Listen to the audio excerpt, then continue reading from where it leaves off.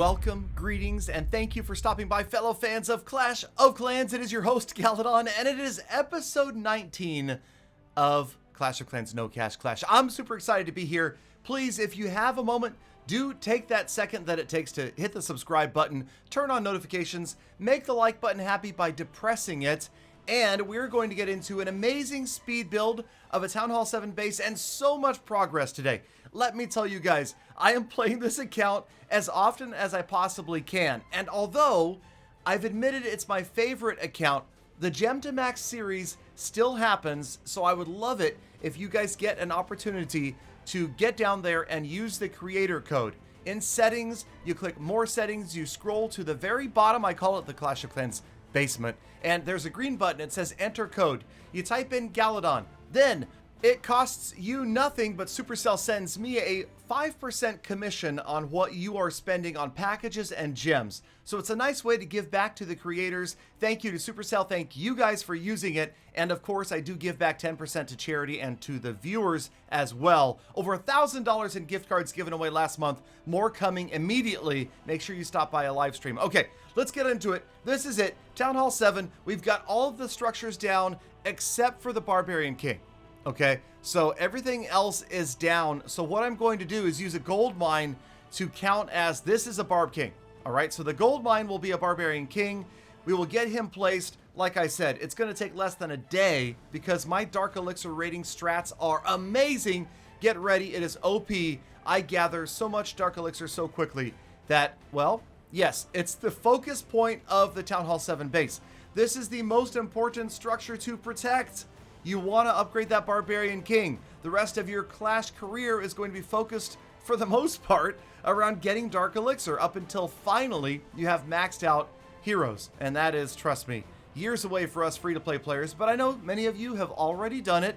So, okay, let's go ahead and put this base together. In fast-forward motion, just again, this is not a cookie-cutter base. This is not off the internet. This is not the best base in the world necessarily, but I kind of use some fundamentals. The basics are protect your Dark Elixir, protect your splash damage, and protect your air defenses. Those are generally the most important buildings at this level. And then there it is. That's the Barb King, that gold mine on the left-hand side to the left of the CC. That is the Barbarian King, the future Barb King. All right. And then we're going to wall this off like that, and then over here. And again, also, I do care about aesthetics. I like it when things look good, when they look balanced, so that is something that I try to do. Obviously, there isn't always an even number of every building out there to do it, beginning with the mortars and the clan castle and the labs and things like that, but we do our best to try to make it look balanced, and of course, it's functional, you know? The function follows form in that if you balance out your splash damage, you balance out your archer towers, your air defenses, then your base is going to be virtually impenetrable. Okay, your base is going to be crushed. Let's just admit it, right? Okay, we're going to get crushed time and time and time again, hundreds if not thousands of times. We're going to be 3-starred, but you know, let's not make it easy on the noobs. Let's not make it easy on the players that maybe don't have good strategy and aren't really focused on trying to win every battle. Let's make them fail, and we know that the really good players, they're going to beat us anyway. Okay, so we're trying to spread out the storages. You'll notice that I try not to keep the gold and the elixir right next to each other, and we may move those around as time develops and the base develops. Also, the same will be true for the elixir collectors and the gold mines. You don't want, say, all 5 elixir collectors on the left and all 5 gold mines on the right if you're trying to protect a particular investment. So pretty much the important stuff is down. All of the defenses are nearer the core, and at this point it's just trying to figure out how to make this look okay, because yes, again, make it look okay, and then alternate gold elixir, gold elixir, gold elixir all the way around the base. And then I think we'll end up putting the barracks and stuff and up some spare walls up here near the top. Hey, look at that. The lab, the spell factory fits perfectly at the top, the lab at the bottom. It actually, you know, I would say this is pretty a good looking base. And remember, notice, I'm going for symmetrical design in that this base looks essentially the same from the left to the right. Part of the reason I'm doing that, A, okay, of course, is so that it looks better, but B, is because I know that about 80% of players will come from the right-hand side, and I can kind of focus things like the Teslas, the bombs, the traps, the mines, mostly on the right. And again, this is just the first base right here, and I will get the link. The link to this base will be in my Discord. So if you want to join my Discord, you want to get links to any of these bases, all of these bases, and way more bases than this. I'll tell you, there's some really good war and just funny bases for every Town Hall level on my Discord server, which is discord.gg/Galadon Gaming. All right, so make sure you join it. Give me a shout if you do. In general, I hang out there from time to time and would love to see you guys. Would love to see more people come on in. Also, it's a pretty good replacement for Global. Trust me when I say Global is not coming back. No matter how much people whine and complain and wish it would come back, I realize there were some good things about Global. It is gone. It is not going to return. So perhaps we should look to things like Discord to find a replacement for the recruiting that happened in Global. And yes, you can find clans in my Discord, and you can even advertise your clan. Okay, so there's the base. We've upgraded some walls, as you can see. Again, do what I say, not what I do. I'm going for looks. I want those next level walls to get rid of the gold ones at least as early as possible. And then also remember, I'm always doing the whole LOB thing, log out broke. Okay, the less gold and elixir that I have when I log off with no shield, the less that they're going to take from me. All right, and I realize it's not that much, but I take it personally. All right, I worked hard for this stuff, and I'm not just giving it up for free. I'm not throwing my base out there and saying, oh, take it all. No, I'm going to defend as best I can. I'm going to try to make sure that I have CC troops every time I go offline, usually a dragon, and a base like that. I'm pleased. I am happy with that base, and it won't be long. We will be upgrading more walls, and okay, we're trying to get rid of the level 1 defenses also. So the mortar on its way up, and the same will hold true with that air defense at the bottom of the base as soon as possible. Trying to get those things upgraded. We've got, oh, jeez, man, the troop upgrades are already starting to take so long. I mean, 2 days. That is, you know, it just prepares you though, because you know, obviously later on in the game, it is going to take much, much longer. It's going to be much worse. So I promise you, I'm not going to be whining. Okay, no whining, no complaining. We're ready. Okay, now the pass, of course, no gold pass for Galadon. This is no cash clash, not even a penny, not a dollar, not a dime, not a nickel. So we've got, what do you call that? The silver pass? I don't even know if that's the word for it, but we are grinding our way through the points there. This is an example of a defense and Barch. Okay, so lots of players hitting with Barch. The dragon comes out, and you'll notice that he does pretty well on loot. Personally, now, at Town Hall 7, looking at this Barch and how much he was able to get from me, this is not the type of base that I would go after. And you remember, I've talked about bases where you can see where the loot is based upon looking closely at the elixir collectors and the gold mines.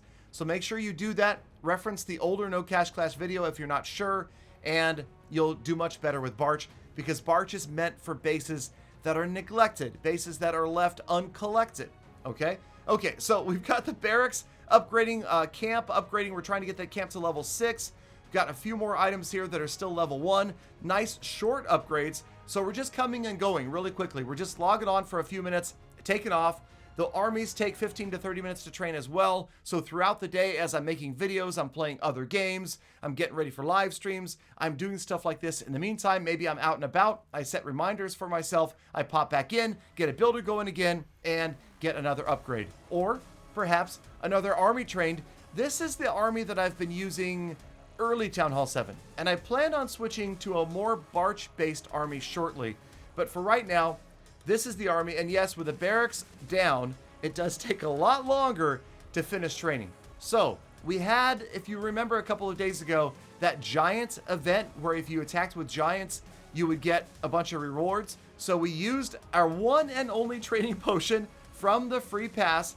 We went out and we raced to finish the giant challenge, along with some more points on the Silver Pass road. All right, let's get into an attack. And like I always like to say, especially at this level, every base is like a puzzle. Some easier to solve than others. Like, if you want to leave your Dark Elixir out on the corner, that's totally fine. I'm going to come and get it. Now, early on, the first day or so of Town Hall 7, I was thinking that 500, 600, 700 Dark Elixir in a raid would be enough. That would satisfy me. But as I've had an extra day or two to raid since I recorded this stuff, I've noticed that it's easy to get 1,000 Dark Elixir every single raid at Town Hall 7. And that's amazing. That's great. We're going to level up the king super quickly. So I will get into that very soon. Perhaps next episode, we'll talk more about getting into the Dark Elixir raids, focusing on that without losing trophies. Because we don't want to drop too far. Because yes, I'm still keeping that 1,250 trophy gem reward in sight. And the defenses, they're not all losses either. So let's try to slowly grind our way up as, speaking of grinding, we are grinding our way through the Titanic Strength Challenge right here with our eye on Dark Elixir. So every time when we start an attack like this, we look where the dark is, we look where the drill is, we look where the storage is, we examine to see if the drill is full or nearly full, and then we plan our attack around that. Primarily, the number one thing here is to get a win, because we have to win, we have to get at least 50% damage because we're attacking with giants, and this was actually done live on a live stream on Facebook Gaming. Make sure you check that out. It was a lot of fun because we were in the last hour or two of the challenge.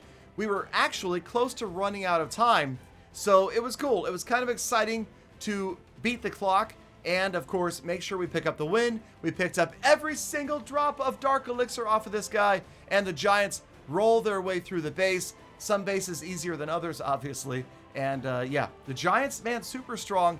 Been a lot of fun to use them. And it was mostly the challenge. Again, I'm going to switch to an army that takes much less time to train because I'm all about a volume of attacks. I don't need to 3-star every time. I feel like I can take most of the big loot with just about 50% damage. So big raids like this, they're fun, but I can do that without giants, and you will see that in the next episode or two. In the meantime, we're just going to kind of review the ends of some of these raids as we're picking up the town hall or the 50%. That's all we need to secure the victory to get through this challenge. There we are with 9 of 12 done, and we get in. This was another 3-star right here. Oh my gosh. Oh, Valkyries. Let me tell you right now, Valkyries in your attacking CC. Oh gosh, they're so strong. Those ladies are going to annihilate. 10 out of 12. And then another one. Big one here, the 2-star, didn't even use the clan castle. Gotta love that. Thank you for the gift. And of course, pretty solid numbers again, picking up, well, not quite 1,000, but next episode, nothing less than 1,000. And then, I'm not proud. I'll admit it. This is how I secured the final win of the giant challenge. Now, I had to throw down some giants, obviously, but then we sniped off the guys at Town Hall 9, picked up the victory, and that wrapped up the giant challenge under the boost. So our goal here was to not only get the giant challenge done, but also start to pick up that mass Dark Elixir, because yes, we have a Barbarian King, and I don't even know where that came in. Did we miss that in an episode?